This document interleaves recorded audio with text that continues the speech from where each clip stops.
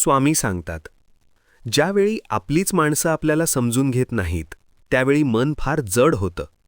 दुःख फक्त शब्दांमधून येत नाही, तर ते शांततेत साचत जातं.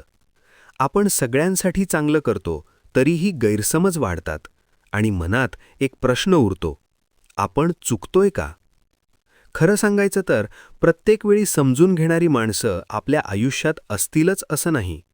काळ बदलतो, परिस्थिती बदलते आणि त्यासोबत लोकांची दृष्टीही बदलते. आज जे दुर्लक्ष करतात तेच उद्या तुमच्या शांततेकडे पाहून थांबतात. जेव्हा आपण स्वतःला समजून घ्यायला शिकतो, तेव्हाच आयुष्याचा अर्थ स्पष्ट व्हायला लागतो. स्वतःच्या मनाशी प्रामाणिक राहणं हेच खरं सामर्थ्य आहे. सगळ्यांना खुश करण्याच्या नादात स्वतःला हरवू नका. माणसं बदलतील की नाही हे आपल्या हातात नाही, पण आपण कसे मजबूत बनतो हे नक्कीच आपल्या हातात आहे.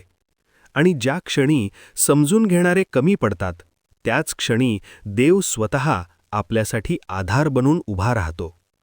जर हा संदेश तुमच्या मनाशी जुळला असेल तर कमेंटमध्ये जय स्वामी समर्थ नक्की लिहा.